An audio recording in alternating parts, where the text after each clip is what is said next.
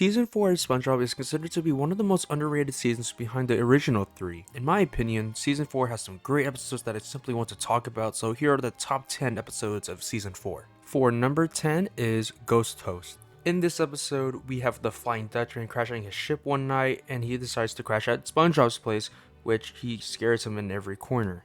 Over time, SpongeBob gets used to the scares and basically tells the Flying Dutchman that you're not scary at this point. So the rest of the episode follows SpongeBob helping the Flying Dutchman learn how to be scary again. I chose this episode in my list because the character development of the Flying Dutchman is good. The Dutchman slowly loses his touch as everyone has practically seen all of his tricks, so he has to find a way to get back at it again.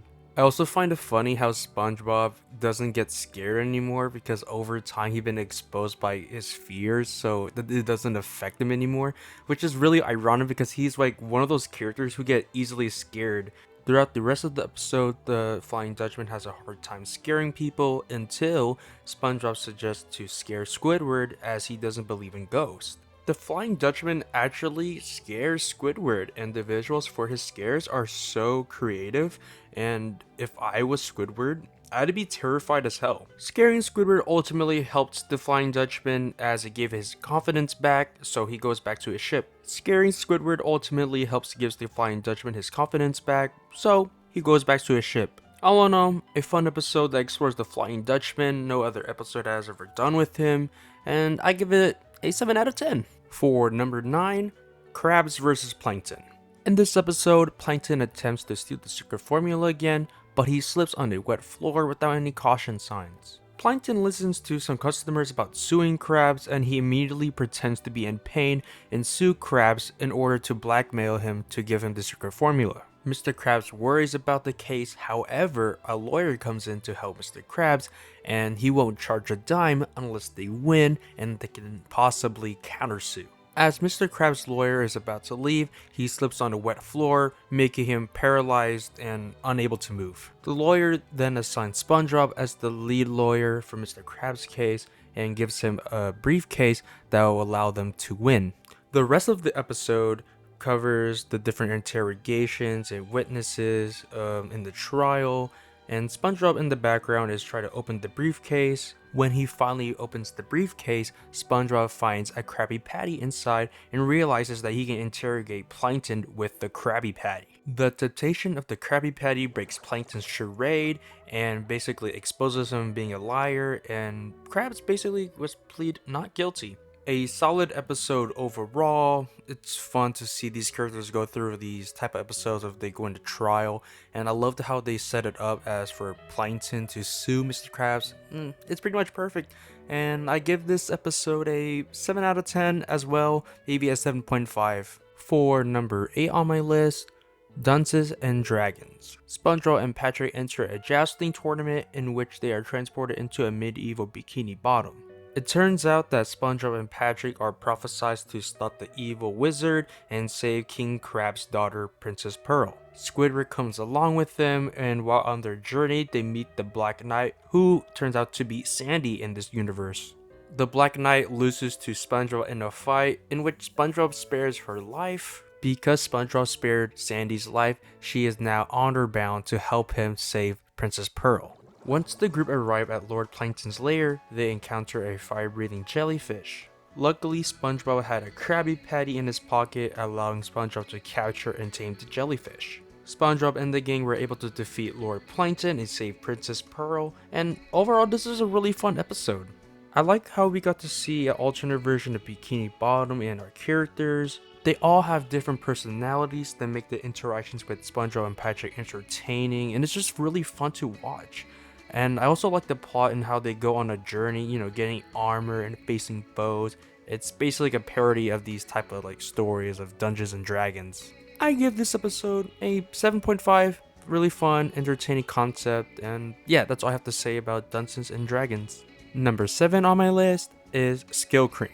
In Skill Crane, Mr. Krabs has placed a new claw machine into the Krusty Krab. Squidward, of course, thought the idea was stupid, but as he sees SpongeBob winning prizes, Squidward slowly becomes addicted to the machine. He gave up his paycheck, life savings, and the deed to his house to Mr. Krabs. Taking pity on Squidward, SpongeBob teaches Squidward his technique, and all Squidward has to do is close his eyes and be the crane. Squidward finally wins a prize and starts to become a gloating winner. Squidward becomes overly confident that he actually uses a construction crane with disastrous results, and so the episode ends with him being surrounded by construction workers. This episode is really funny due to Squidward's expense. I know I shouldn't be laughing about Squidward being miserable, but it's thoroughly entertaining to watch him try to win a single time and how much he was willing to sacrifice just to get one win.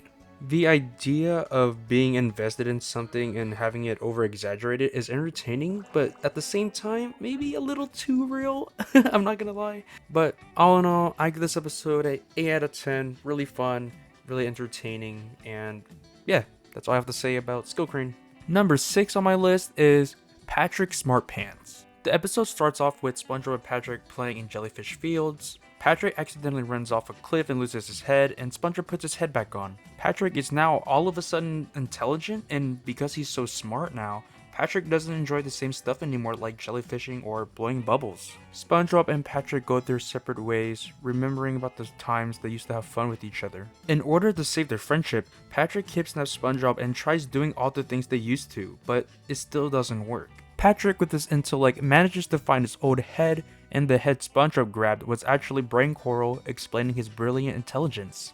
SpongeBob asks Patrick if he really wants to give up his intelligence, and Patrick simply explains that he values his friendship with SpongeBob more than his remarkable knowledge. SpongeBob puts back Patrick's old head, and he's back to normal. Patrick becoming smart is pretty interesting as he talks in proper sentences and gains different hobbies and just become a completely different person. For some reason, Patrick has become even more condescending, way more than usual, and because of his snobbish behavior, his relationship with his friends become very sour, and even breaks up with SpongeBob's friendship. Even Patrick realizes he's lonely and alienated as he has a hard time relating to his friends, and I like how smart Patrick tries to have fun, even though he doesn't seem to enjoy the things that he used to. I'm really glad that SpongeBob gave Patrick a choice if he wants to be dumb again, because a lot of cartoon tropes like these often have the other characters just become dumb again on accident, so seeing SpongeBob giving Patrick a choice feels very nuanced to his character. I give Patrick Smartpants a 8 out of 10 episode, a very unique take with Patrick, and just overall really fun. Number 5 on my list is Crusty Towers. After visiting a hotel, Mr. Krabs decides to turn the Krusty Krab into a hotel. Ironically, Patrick is their first customer and he gets himself a room in order to get a Krabby Patty. Unfortunately, Squidward has to endure all of Patrick's requests as the policy for Crusty Towers is we will never deny a guest, even the most ridiculous request. This, of course, pushes Squidward to quit and be a customer. Squidward gets a little bit of revenge as he makes Mr. Krabs, carry him to his room, eating a toenail patty, and does a lot of more ridiculous things. The last thing Squidward requests is an indoor pool, but the pool was too heavy, making the tower collapse on itself. One thing I like about this episode is the new setting, as the Krusty Towers looks really interesting, and it's nice to have the Krusty Krab change up a little bit. The second thing I love about this episode is Squidward standing up for himself. It's about time Squidward quits the Krusty Krab as he never been treated properly as a long-time employee. Squidward using Mr. Krabs' own policy against him is so satisfying to watch, and I'm surprised that Mr. Krabs followed through his own policy, and I'll give him that at least. It's unfortunate that everything resets after this episode as Squidward, works at the Krusty Krab again. And I love watching Squidward's requests that are really creative and funny and just how different they are each time. And so, yeah, that's all I have to say about Crusty Towers. This is an iconic episode of Season 4 for sure. Number 4 is That's No Lady. Now this is a certified classic episode. Patrick is running around town until he encounters a man who tells him to get out of town. Patrick immediately starts to panic and goes to SpongeBob's house to help him pack to leave Bikini Bottom. SpongeBob begs Patrick to change his mind and helps him find a disguise to have him to stay. SpongeBob makes Patrick into a woman, and the disguise works as nobody recognizes him as Patrick, but as Patricia. Mr. Krabs finds SpongeBob, but also finds Patricia very attractive, so he offers her a job. Once SpongeBob and Patrick arrive at the Krusty Krab, Squidward immediately has googly eyes for Patricia, and there's a whole montage of Squidward and Mr. Krabs hitting on Patricia, asking her to go on different dates. Patrick gets fed up with the attention he's constantly getting, so he decides to confess that he's actually a man. Right as Patrick makes this announcement, he sees the same man who told him to get out of town. As Patrick takes his orders, the man says the line in which SpongeBob comes in to defend Patrick, and as it turns out, the guy was actually a salesman who was advertising for vacation trips. Feeling relieved, Patrick rips off his disguise, and the status quo is back to normal. This episode is hilarious because every guy in Bikini Bottom besides SpongeBob has a crush on Patricia, and it's kind of crazy to think that none of them recognize them as Patrick. I find it really funny and also kind of creepy on how Krabs and Squidward are obsessed with Patricia, constantly asking her to go on dates and everything. This episode had great visual gags, dialogue, and interactions, and I love the way that Patrick was portrayed as not being interested, of course, and he just wants to be himself. I'm sure this episode can be relatable for a lot of women as they get the most unwarranted attention in public and by creepy dudes. So let me know what you guys think about this episode and how they portrayed, unwarranted attention from like different people. That Snow Lady is a great Patrick episode and with a hilarious ending, and I give this episode a 8 out of 10. Number 3 on my list is The Lost Mattress. In this episode, we have Krabs feeling awfully stressed as he hasn't been getting any good sleep and his back is aching. Feeling bad for Mr. Krabs, SpongeBob gets a new mattress with Patrick. While they write a card for him, Squidward interjects that he wants the credit and signs his name on the card. Mr. Krabs sleeps in his new mattress peacefully, however he gets woken up by SpongeBob, Patrick, and Squidward. As it turns out, Mr. Krabs has left his life savings in his mattress, in which he goes into a coma. In order to get Mr. Krabs out of the coma, SpongeBob, Patrick, and Squidward go out to the dump to get back his mattress. As they try to get back the mattress, Squidward is constantly getting hurt from the guard worm, and it's just one of my favorite gags in this episode.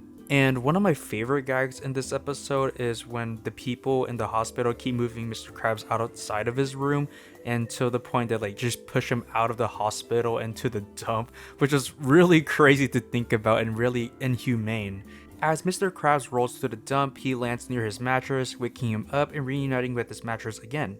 Of course, this episode ends with Squidward getting harmed by the guard worm again, and this is one of my favorite episodes of season 4. The episode has really good twists, like Mr. Krabs having his money under the mattress, and him getting into a coma, and like the different antics of Squidward getting hurt by the worm. It's just hilarious.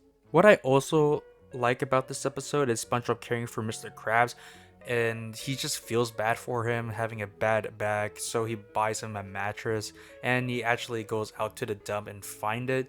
Although I would say that he doesn't really deserve it, but it's nice to see SpongeBob have a kind heart. And I'm giving The Lost Mattress a 8.5, a really funny and creative episode overall. And yeah, for number 2 on my list is Fear of a Krabby Patty. This episode starts off with Plankton having the chum bucket be open for 23 hours. To one-up Plankton, Mr. Krab makes the Krusty Krab open 24 hours, however, it's Plankton's plan to make SpongeBob sleep deprived and to see a psychiatrist. SpongeBob at first is enthusiastic about working 24 hours, slowly begins to see talking Krabby Patties that want to eat him. To make himself feel better, SpongeBob goes to see Dr. Peter Langton, and of course, it's Plankton in disguise. Plankton tries everything in his power to get SpongeBob to spill the Krabby Patty secret formula, but of course, it doesn't work. During one of his sessions, SpongeBob actually falls asleep, in which he dreams about Krabby Patties again. SpongeBob wakes up again and goes back to the Krusty Krab, telling Mr. Krabs that all he needed was some sleep. This is a great episode with funny visuals and jokes. I really love the pacing and structure in this episode because it feels like a proper classic episode from the original season. It's not too slow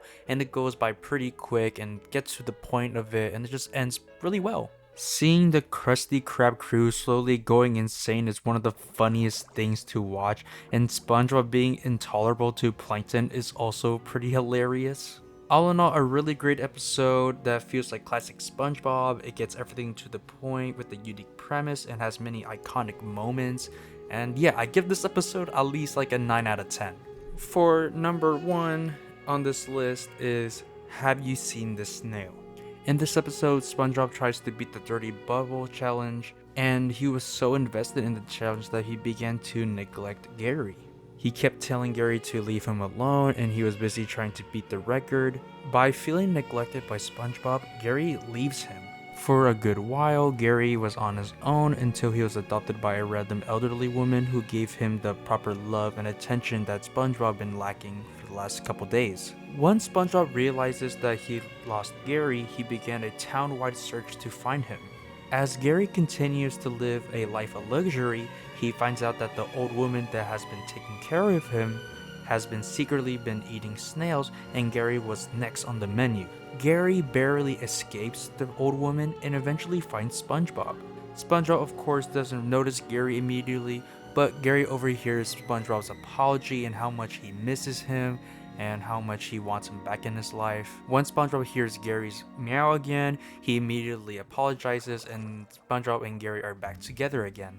What carried this episode for me was the emotional aspect, seeing both sides of these two characters. Seeing Gary being neglected and alone is just sad, and having SpongeBob behave negatively towards Gary almost makes him feel like he doesn't deserve him. To have SpongeBob immediately regret what he did to Gary and does whatever he can to find him makes him more of a relatable and tragic character. This episode really has a good lesson of not taking advantage of the people in your life for granted, and it's a really strong message that many kids and adults can relate to. Seeing SpongeBob being so miserable without Gary is just painful enough, but this episode adds on Gary Come Home, and it just hits the impact of SpongeBob losing Gary even more.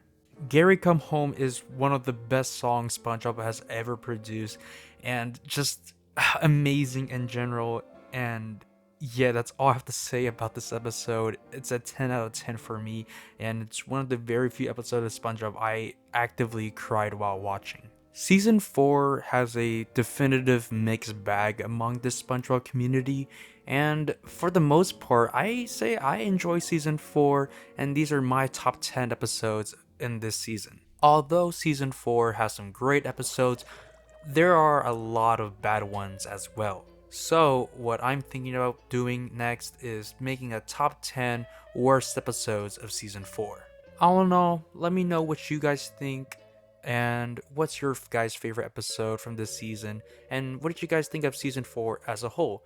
And once again, I want to say thank you guys for watching this video, and I'll see you guys on the next one.